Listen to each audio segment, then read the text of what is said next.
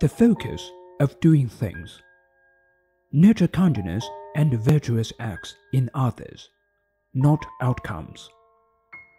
Dharma Talk.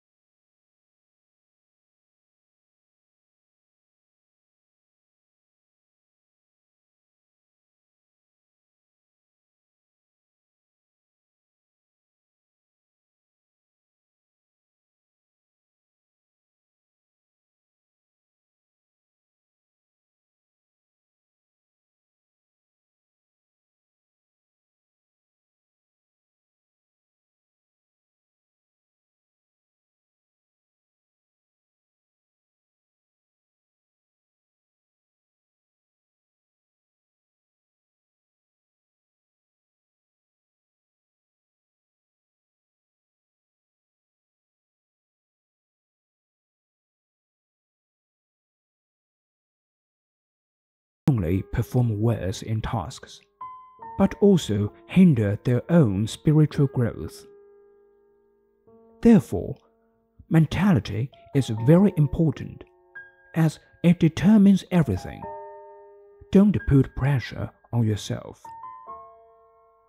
Just like carrying a load, you only carry what you are capable of carrying.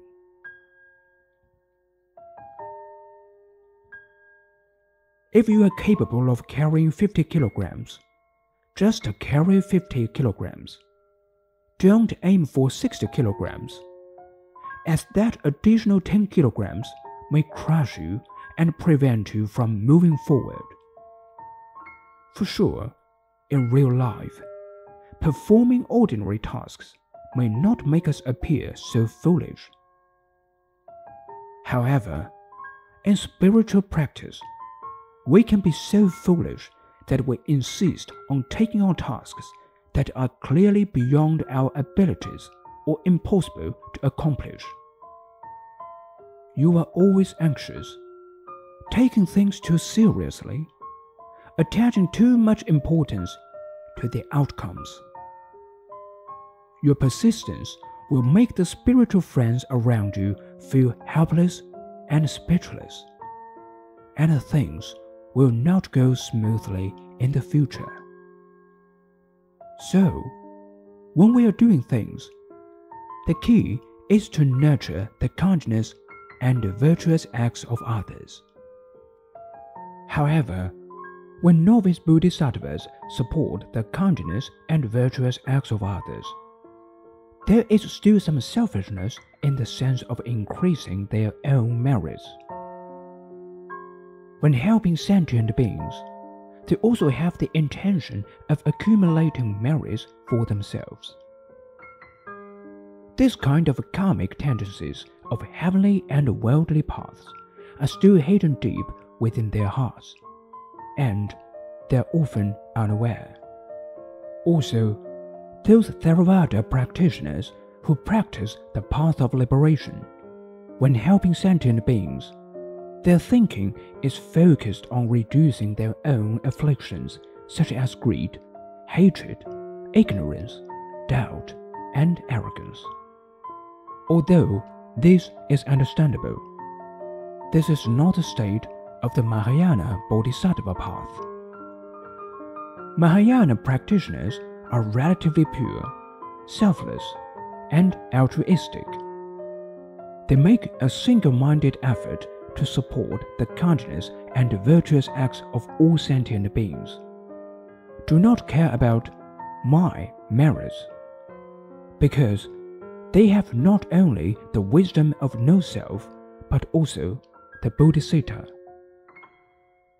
When Mahayana practitioners protect all sentient beings, their selfishness will naturally decrease. They will no longer be concerned with increasing their own merits, rather give to all beings. When practicing Dharma, if we don't reflect deeply, we are still attached to the Dharma and greedy for merits. Therefore, when Buddhas and Bodhisattvas teach sentient beings, they will do their best to guide them with the speech of the middle way to avoid causing attachments or greed that may mislead them. The so-called Buddhahood means one has enlightened oneself, enlightened others, and attained perfect enlightenment. This sentence has three enlightenments. Enlightenment refers to awakening. There is neither perfection to be gained nor Buddhahood to be attained. So, the Heart Sutra says, with nothing to attain, no wisdom and no attainment. No wisdom means that even wisdom should not be attached. Nothing is attainable. Even Buddhahood is unattainable. Because one's essence is complete in itself. It is what it is. We just need to return to our true nature.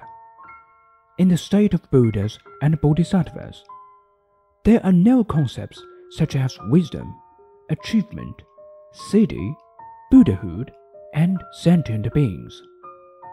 But these are what novice Bodhisattvas often pursue.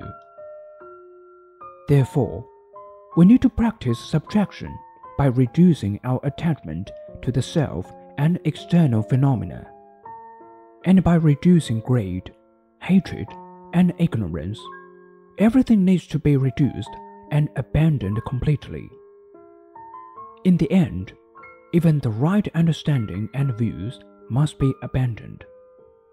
This is the essence of no wisdom and no attainment.